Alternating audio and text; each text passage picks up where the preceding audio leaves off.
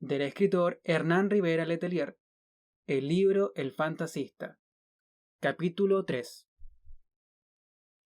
El miércoles apareció en la pizarra del sindicato la citación a Asamblea General para esa tarde, a las 19:30 horas. Único punto a tratar: el cierre del campamento. En vez de campamento decía campamento. Los hombres y las mujeres se acercaban a leer y se iban comentando con impotencia, los puños cerrados y la voz quebrada.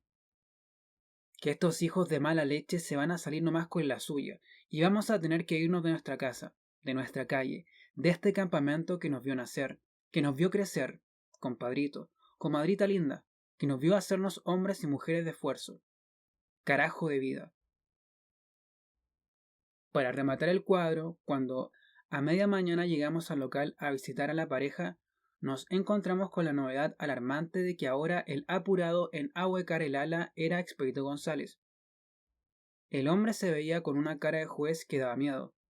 Y es que por la noche, así lo atestiguó la mujer del patapata, había mantenido un altercado largo y fuerte con la colorina. El motivo se adivinaba a la primera: usaba terno blanco y cantaba como gitano. Cuando luego el fantasista comenzó a prepararse para ejecutar su número, y tuvo que hacerlo todo él solito, constatamos que en verdad el asunto iba en serio, y que la relación entre ambos se caía a pedazos. La colorina no lo masajeó, no le vendó los pies, no le puso las medias ni le lustró los botines. Con indisimulada mala gana, solo se limitó a sacar la caja de las contribuciones y a desplegar la cartulina con las fotos. Después, amorrada, se sentó en la vereda con la cara en las rodillas, y sin siquiera mirarlo. Hasta los globos de chicle le salían con un dejo despreciativo. A eso del mediodía, sin pena ni gloria, el hombre de la pelota blanca terminó lo que había anunciado como su última exhibición en este pueblito. Apenas tuvo ánimos para hacer su reverencia de agradecimiento. En la cajita de Ambrosoli penaban las monedas. Más encima, ni siquiera estuvo presente Cachimaco Farfán, quien podría haberle puesto un poco de pimienta a la función con sus salidas de madre. Es que en verdad, su número artístico malabarístico deportivo, como lo llamaba él con gran pompa, ya no causaba la misma sensación. A la gente le había comenzado a dar la idea de que la verdadera dificultad para el fantasista era que la pelota se le cayera, o se le arrancara siquiera un poquito de la órbita de su encanto, como esos volantines de cola larga, que era más difícil bajarlos que mantenerlos en el aire. Lo que aún atraía algo era su pelota blanca, ya que era la primera que veíamos por estos lados. Nuestras pelotas habían sido siempre de color marrón, tanto así que muchos la llamábamos la pecosa. Más tarde, mientras lo acompañábamos a almorzar, en un momento en que la colorina salió a comprar chicle, Expedito González nos ratificó que esa misma tarde continuaba su gira por las ciudades de más al norte. Se iba, estaba decidido. Si ella no lo acompañaba, aunque lo sentiría en el alma, pues la quería mucho, se iba solo. Y ya no a Tocopilla, sino rumbo a Iquique. Ciudad que, como ustedes saben, parientitos. Su voz nos sonó como más enroquecida que de costumbre. Es tierra de deportistas por excelencia. Nosotros nos quedamos de una pieza. Ya lo creíamos jugando por los nuestros el domingo.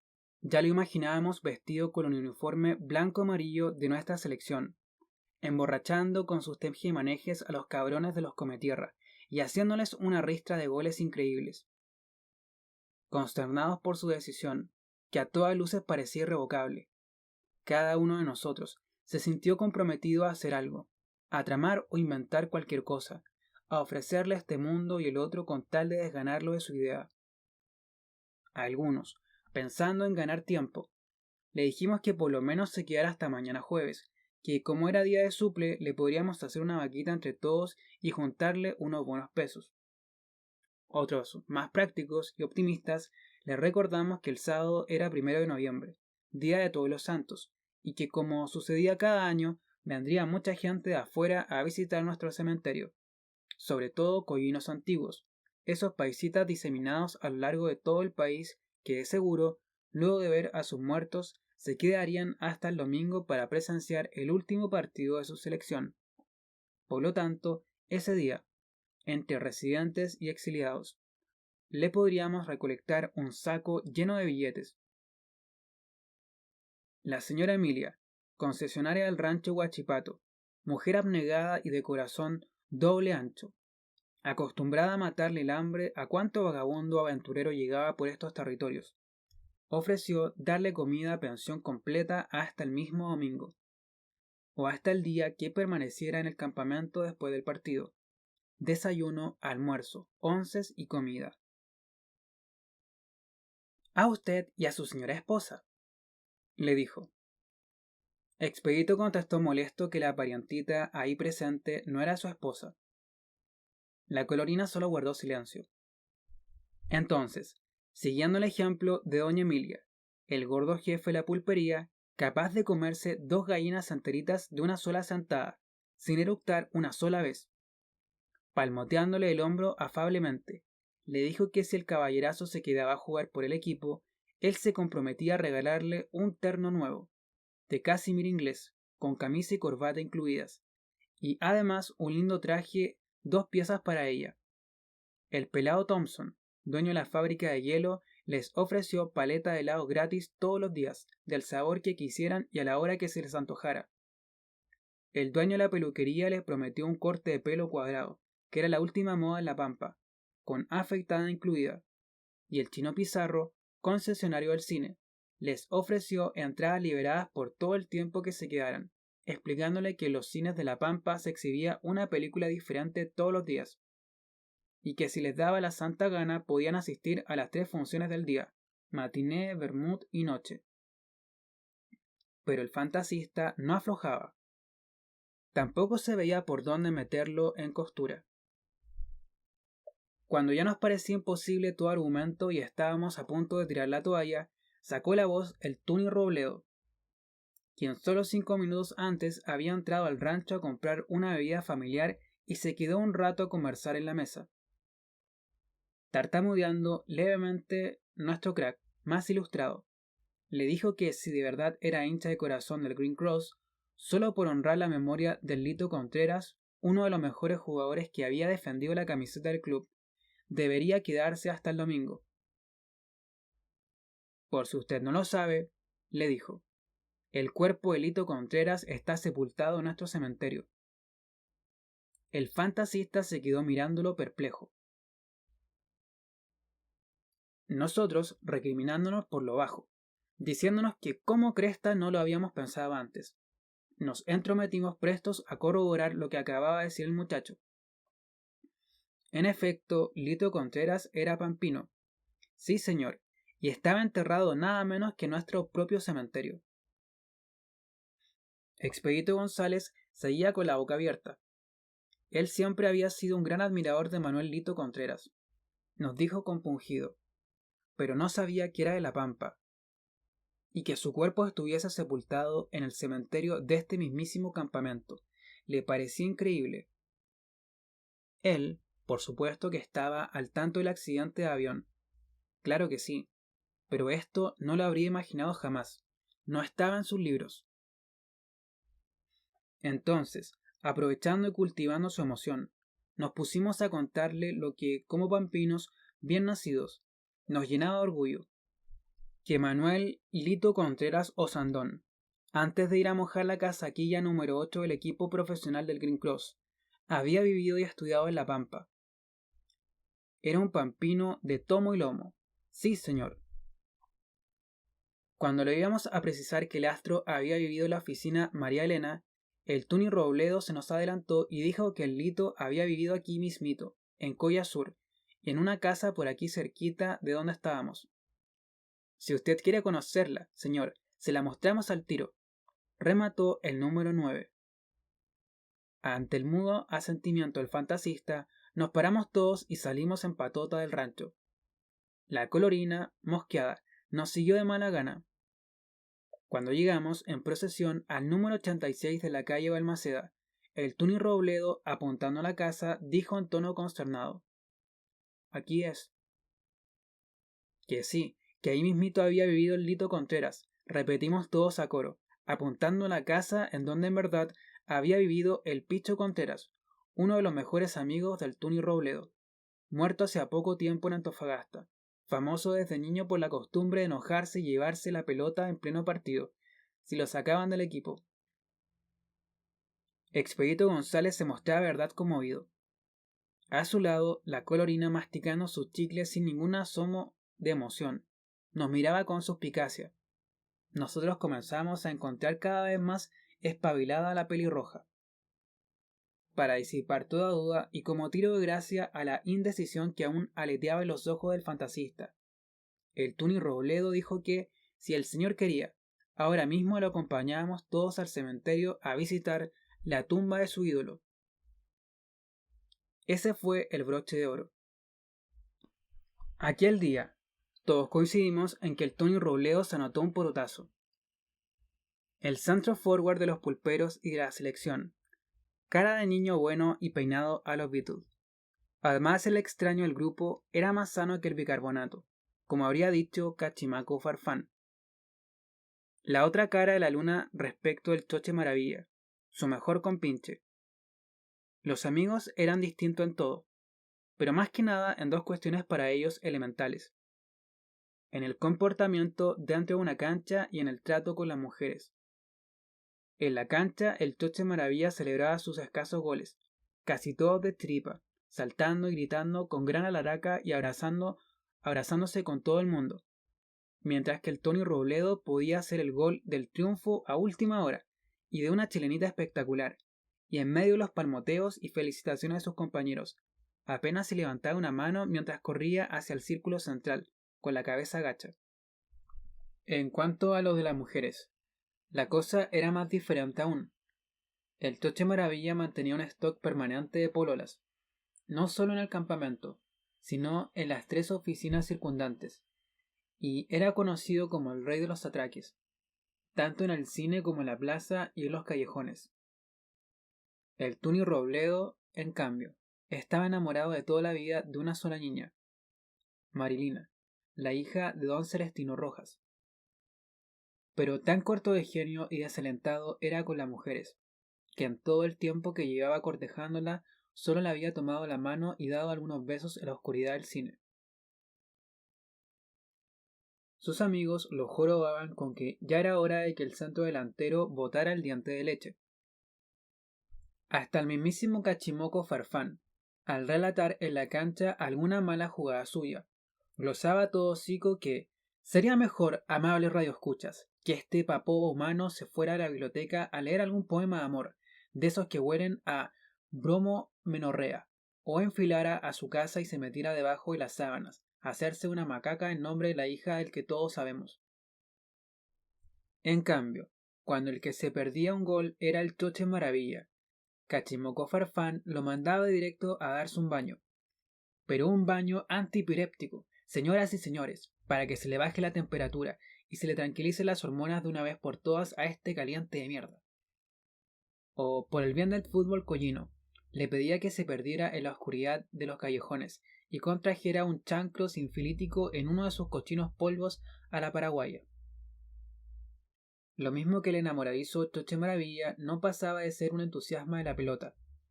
En cuanto a técnica, era más bien negado. El Tuni Robledo desde niño se vio que venía marcado por el hada del fútbol. Había nacido con el don de la esférica, como decían los vecinos. El juego se le daba naturalmente, en sus primeras pichangas a pampa traviesa, o en los recreos del colegio. Él mismo se sorprendía de la espontaneidad de sus fintas, de su instantánea reacción para esquivar zancadillas, y de la congénita naturalidad con que le salían sus más insólitas jugadas. Para él era un asombro perpetuo ver cómo la pelota lo buscaba, cómo llegaba mansita a sus pies, a su pecho, a su cabeza. Esa misma pelota que a los otros les era esquivana. A él se le volvía regalona y mimosa. En los partidos era un placer estético verlo jugar, verlo parar un balón, verlo esquivar rivales, incluso parado en la cancha. Uno no dejaba de contemplarlo. Era un creador nato. Por eso mismo sus detractores decían que jugaba más para el público que para el equipo. Su único punto negro eran los tiros penales, aunque en los entrenamientos era seco para ponerlos en un ángulo. En los partidos no se atrevía jamás a ejecutarlos. Sentía el mismo pavor atávico que le frenaba el impulso de pedirle la prueba de amor a la niña de sus sueños. Yo creo que el día que te atrevas a patear un penal, le repetía con ínfulas de terapeuta el Choche Maravilla, te vas a atrever a tirarte a Marilina. O al revés, cuando al fin te tiras a la Marilina, te vas a atrever a patear un penal. Antes de partir al cementerio, Expedito González preguntó dónde podía comprar un ramo de flores para llevarle al crack. Hubo que explicarle que en la pampa las flores eran tan imposibles como pedir piedras, en alta mar, que las tumbas de los cementerios pampinos se adornaban con flores y coronas confeccionadas en papel de volantín o en hojalata. Alguien pasó el dato entonces que doña María Marabunta ya había comenzado a armar sus coronas para vender, el 1 de noviembre, como hacía todos los años, y nos fuimos a su casa. Un rato después, aplastados por el sol, llevando una gorda corona fúnebre de color morado, enfilamos por la ardiente huella de tierra y nos echamos a caminar los 2 kilómetros que nos separaban del cementerio. La colorina nos acompañó solo por inercia, o como dijeron algunos malpensados, nada más porque a última hora apareció el California y se pegó también a la comitiva.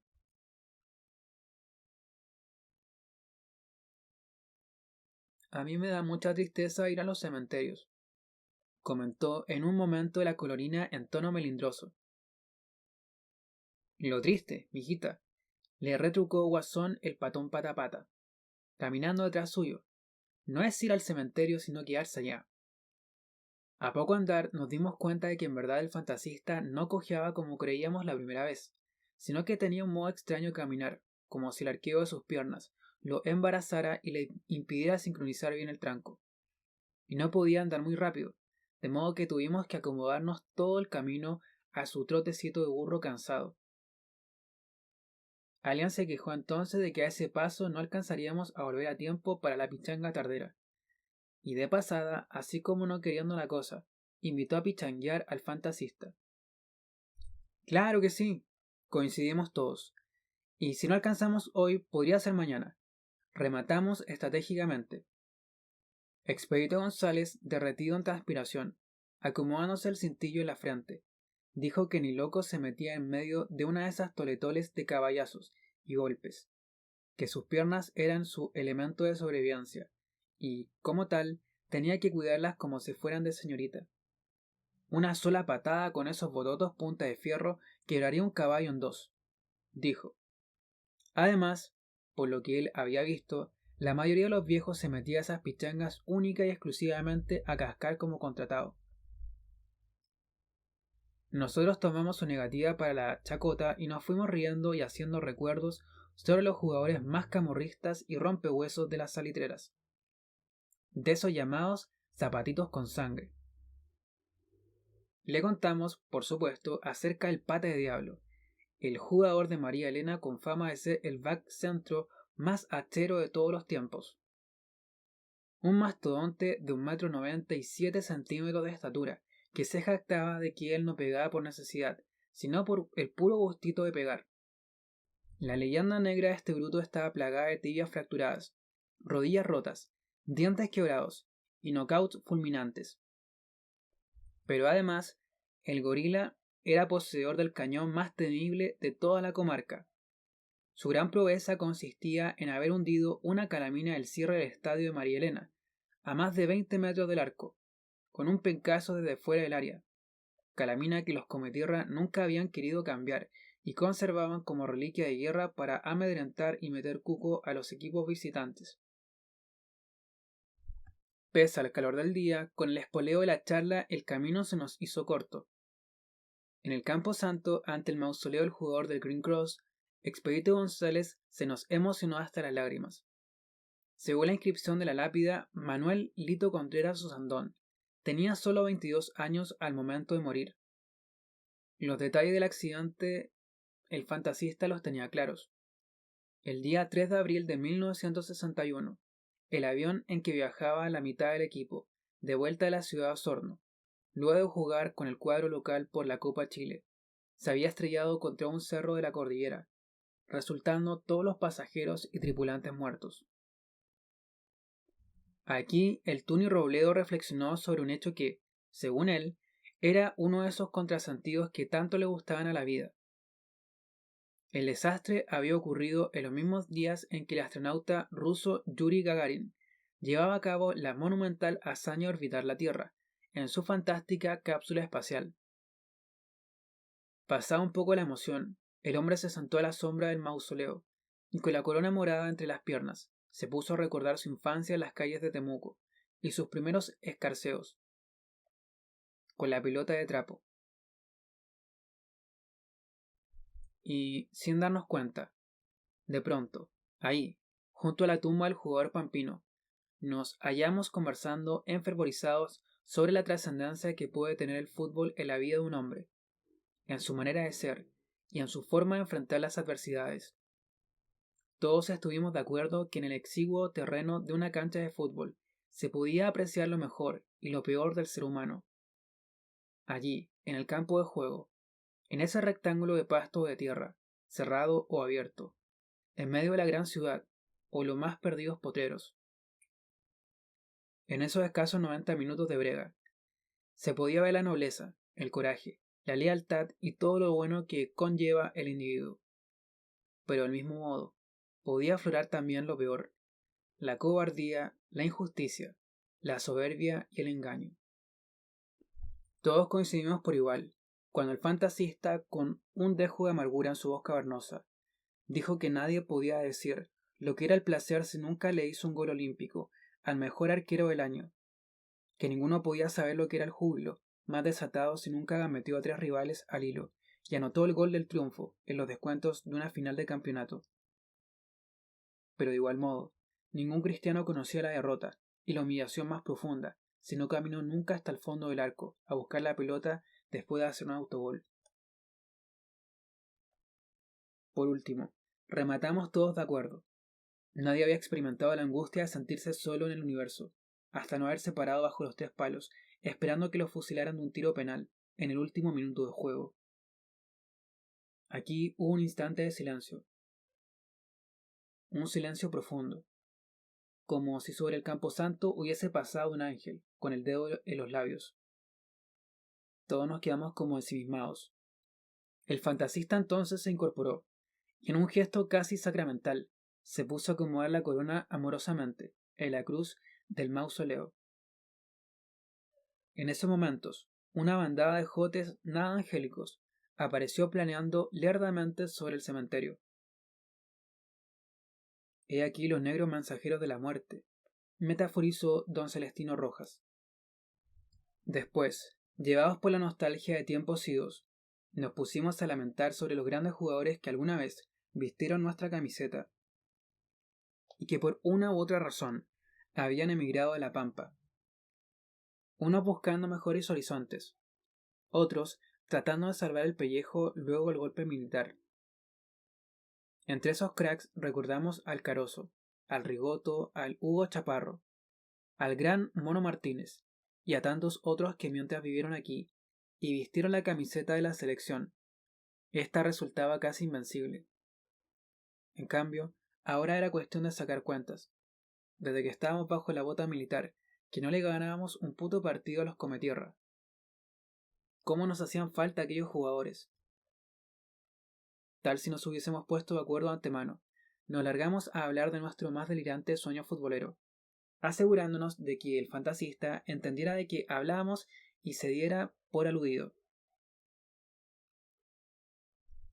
El sueño era que alguna vez llegara a nuestro campamento una especie de superhéroe del fútbol, un crack de cojones y corazón bien puestos, que no terminara vendiéndose a los cometierra, por un trabajo mejor remunerado, o una casa de 2 dormitorios. Un genio al fútbol, un dominador de la pelota capaz de hacer las jugadas más increíbles y los más espectaculares goles jamás vistos en cancha alguna. un número 9 que saltara más alto que todos los defensas del mundo, y cabeceara como detenido en el aire. Como un helicóptero, dijo el Patapata.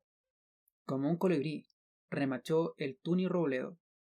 Como un ángel de alas blanco-amarillas, dijo emocionado don Celestino Rojas. Y febriles como niños en Pascuas, embalados en nuestro desvarío, cada uno se puso a inventar habilidades y a fantasear virtudes del futbolista imposible, que dribleara con la alegría de un saltimbanqui, que amagara con gracia y destreza de torero, que corriera veloz como el viento y pegado a la raya como un equilibrista, que fuera capaz de hacer una entrega de pelota a 40 metros de distancia y de forma tan certera como si lo hubiese enviado por correo privado. Un mago ilusionista capaz de hacer aparecer y desaparecer el balón como si fuera un conejo.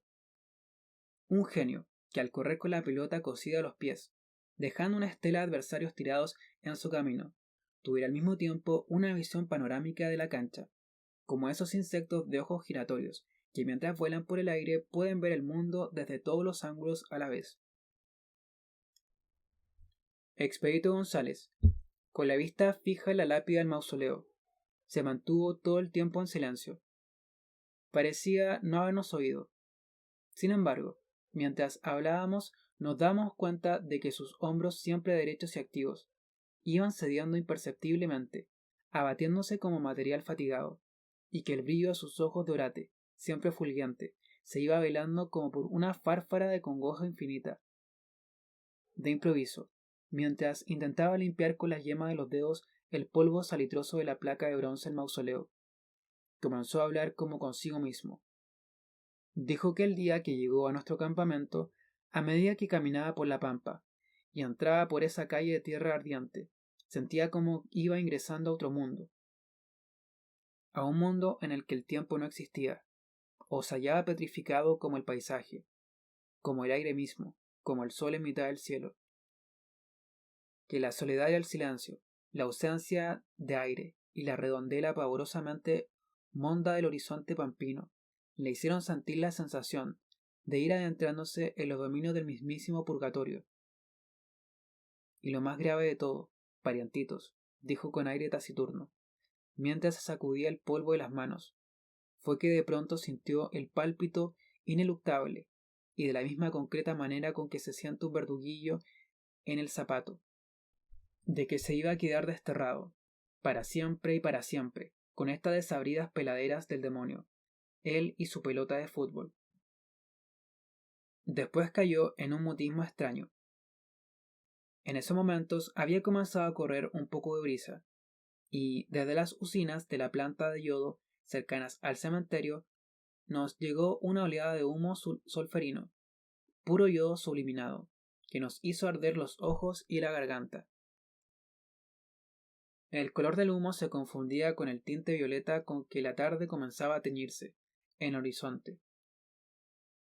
Pasaba un rato largo en que el fantasista pareció caído en estado de éxtasis, y que nosotros respetamos en silencio. Nos pidió que lo dejáramos un momento solo con la colorina.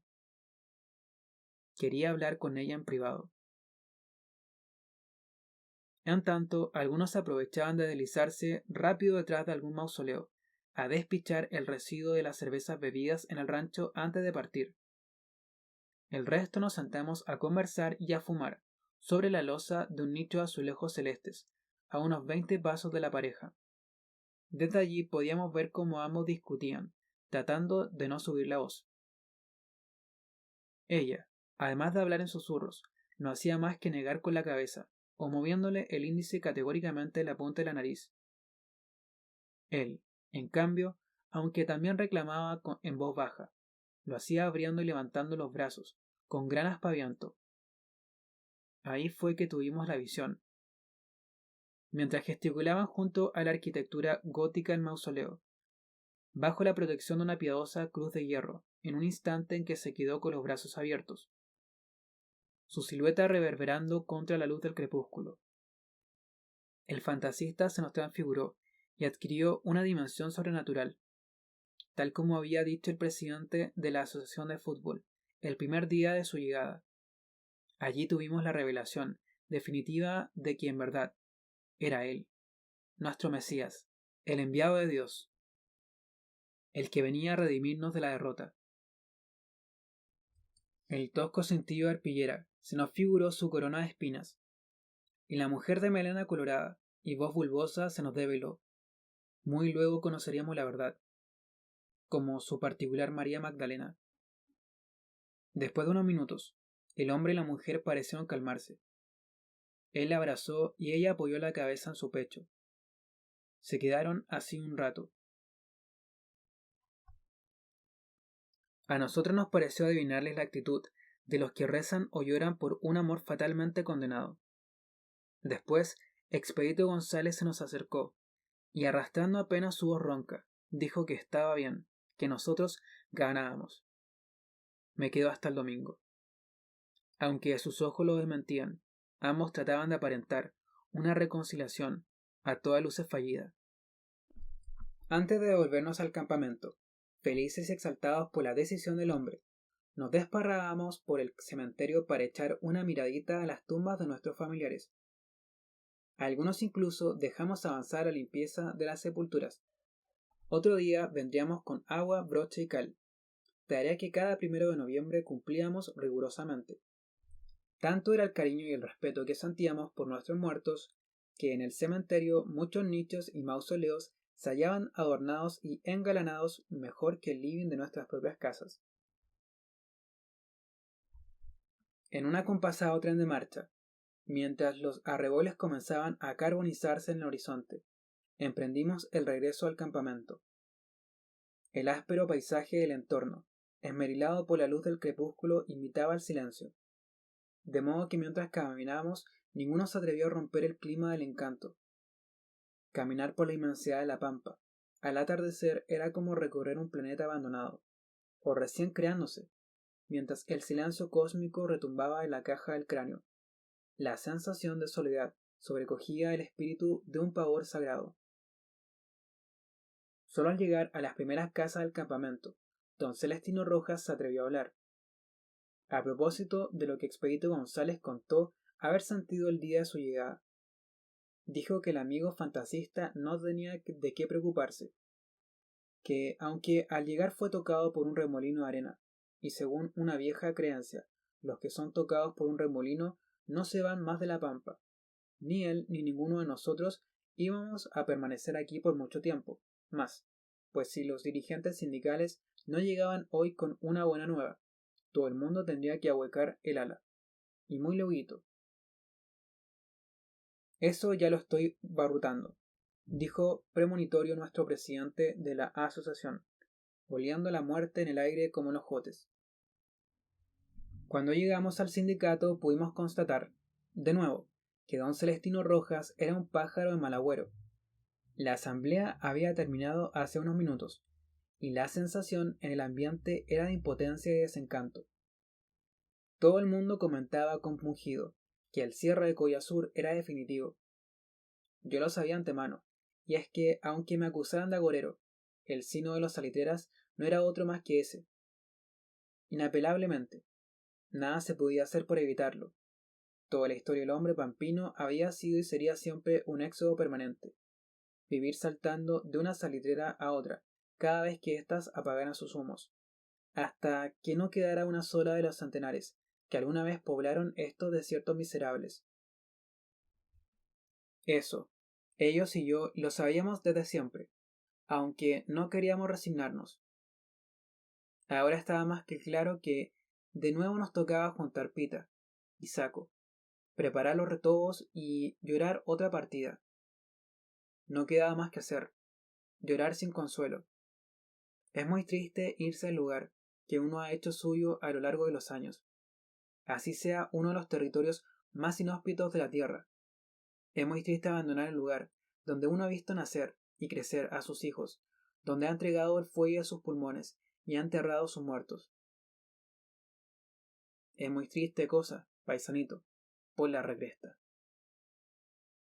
Por la noche, para completar la atmósfera de orfandad que nos oprimía el espíritu, el hermano Zacarías, ángel, guía de la incipiente congregación evangélica del campamento, salió por las calles a predicar a viva voz que este era, gentiles, incrédulos, hombres de poca fe, el advenimiento del fin del mundo, que él venía anunciando por mandato del Altísimo. Que la pampa entera, bendito sea el nombre de Dios, sería arrasada a fuego y azufre, como arrasadas fueron las ciudades malditas de Sodoma y Gomorra. Y que este castigo divino sería sin piedad ni misericordia, porque sus habitantes habían vivido chapoteando como cerdos en los placeres carnales, en contubernio con el vicio y la maledicencia, porque ninguno de vosotros habéis circuncidado vuestros corazones, como dice Deuteronomio, capítulo 10, versículo 16. Con su verba inflamada por el fanatismo, parándose en cada una de las esquinas, el hermano clamaba que este era, pecadores y pecadoras, el Apocalipsis descrito en el Nuevo Testamento, en el cual sólo los escogidos de Jehová serían protegidos por su sangre bendita, porque los demás, todas esas ovejas descarriadas del rebaño, sucumbirían por tercos, por impenitentes, por desoír su palabra bendita, porque sus mentes y sus corazones estuvieron siempre más preocupados de las cosas terrenales que de las celestiales, más ocupados de bochinches, peloteros que de cumplir con sus sagrados mandamientos. No conforme con eso, el profeta local nos vaticinaba además las 10 plagas del Antiguo Testamento, las mismas plagas que mandó Jehová Dios sobre la tierra de Egipto para persuadir al faraón de liberar a su pueblo en cautiverio. Sí, gentiles que me escucháis, de cierto os digo que las aguas se convertirán en sangre, hordas de ranas cubrirán la extensión del desierto, el polvo se convertirá en nubes de mosquitos infectos, los animales caerán muertos, la piel de la gente se cubrirá de granos, el cielo se oscurecerá de langostas, las tinieblas cubrirán la tierra por 3 días y 3 noches, rayos y granizo destruirán las cosechas, y los primogénitos contraerán la peste maldita, y comenzarán a caer y a morir como moscas, uno tras otro, uno tras otro. Alabado sea Dios. Con tal de que el vino no se convirtiera en agua nomás, hermanito, se oyó de pronto decir a coro a 4 sombras achispadas, que, como ánimas de la noche, cruzaban en dirección al rancho Huachipato. La congregación del hermano Zacarías, Ángel, no pasaba de las 14 ovejas. Los demás eran niños que acompañaban pulsando mandolinas, tocando panderos y declamando versículos de memoria. Aunque en su ministerio los días destinados a la prédica en la calle eran los jueves y domingos. Él, revistiendo de la gracia del Señor, salía por cuenta propia casi todos los días de la semana a denunciar, condenar y profetizar.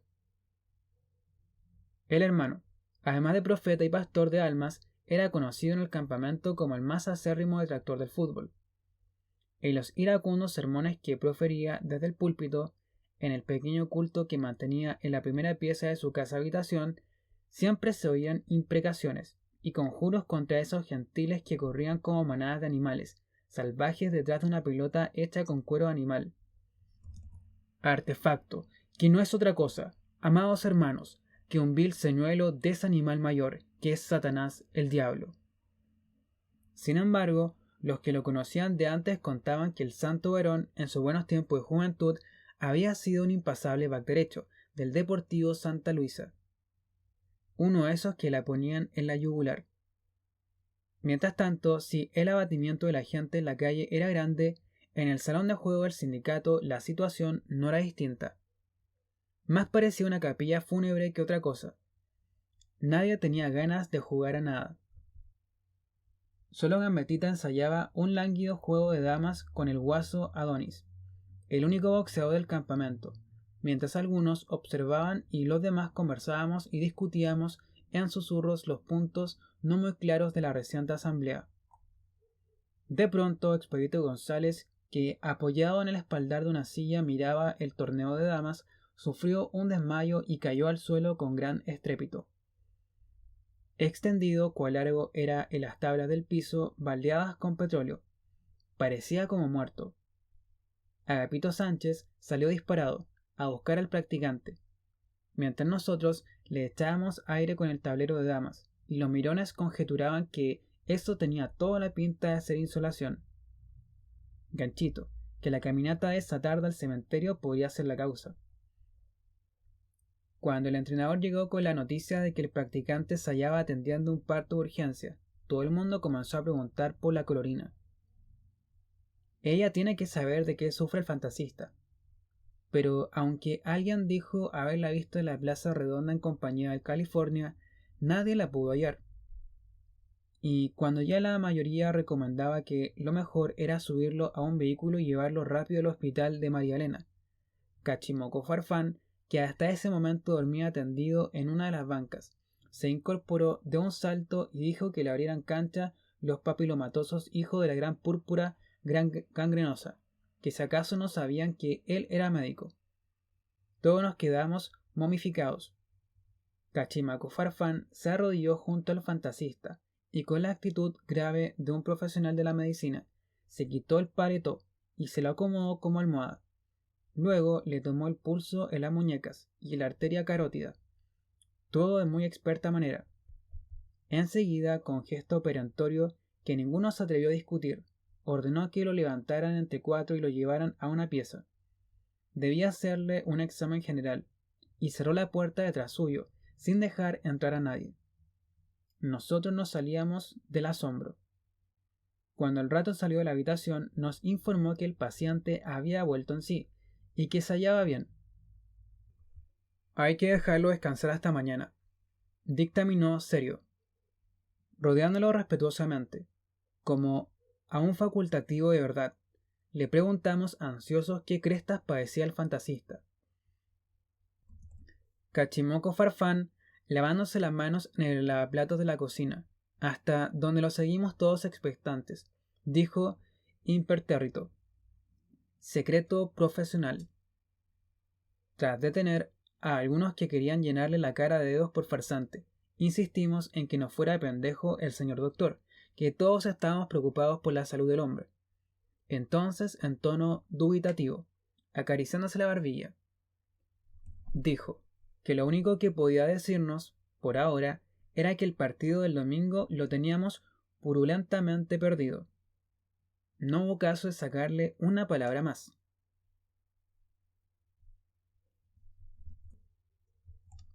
Ya es casi mediodía en La Pampa, señora, señor, enfermos míos. Ya casi son las 12 de este domingo 2 de noviembre, y el calor aquí es infernal. Los jotes están cayendo asados, y las moscas llegan a chirriar en las calaminas ardientes. Sí, amables radioescuchas, el sol del cielo llega a doler en los ojos de puro luminoso, y el puto sol hemofílico del desierto está picando como solo pica el puto sol hemofílico del desierto.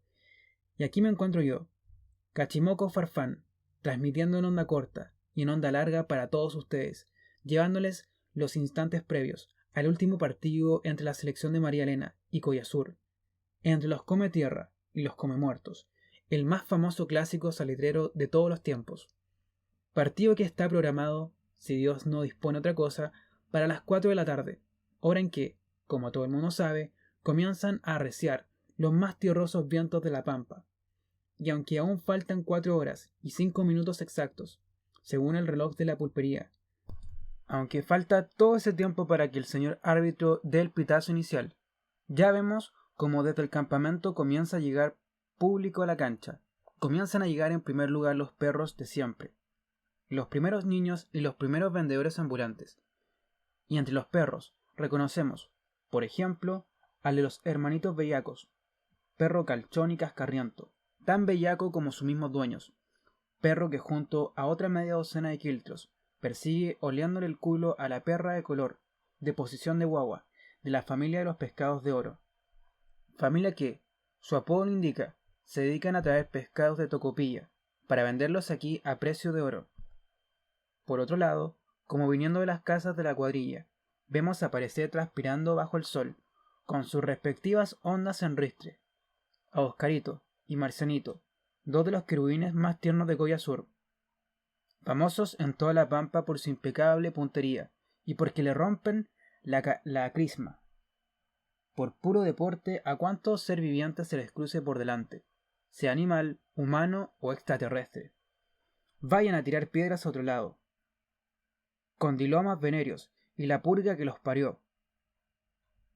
Bueno, y como les iba diciendo antes de que estos espermatozoides del demonio me agarraran a piedrazos, viniendo por este otro lado amables oyentes, e instalándose cerca con su carrito de la esquina suroeste de la cancha. Vemos llegar a la vendedora de mote con huesillo, esa flaca cara de caballo y poto chupado que camina como si llevase el catéter de Eustaquio metido en el culo. Flaca que se hace la cartucha, y todo el mundo sabe que es más polola que la perra de los pescados de oro. Y como nosotros sabemos que, además, es muy buena para charlar, nos acercamos hasta su carrito, y con ella vamos a hacer la primera nota desde la orilla de la cancha. Sí, queridos auditores, nos acercamos a la señora vendedora de mote con huesillo, bebida que, además de refrescar el gaznate, es un excelente remedio para aflojar los esfínteres y sanar la estitiquez. Y le pedimos que diga su nombre para la radio. ¿Eulalia es su nombre? Buena señora, ¿no? Y nos dice que sí, que Eulalia es su nombre, y como ella viene ahora mismo del campamento, le preguntamos si sabe algo de la góndola que trae a los cometierra. ¿Habrá llegado ya la góndola, buena señora? Y la buena señora nos informa muy amable. Muy dama ella, con toda esa educación que caracteriza al gremio de los comerciantes ambulantes, que aún no ha llegado la mierdosa góndola que trae a los mierdosos cometierra, y abundando en detalles nos dice que la entrada del campamento, junto al retén de carabineros, está esperando una comitiva de huevones de terno y corbata para darle la bienvenida al equipo visitante y llevarlos al local del Rancho Grande, en donde se les espera con empanadas y vino tinto como para regar la pampa entera. Sí, amables auditores, y por supuesto con buena música mexicana, de la más gritada y más sentida, y todo eso en honor a esos tiñosos cometierra, fosfolípidos, anfipáticos, hijos de la gran purga intestinal.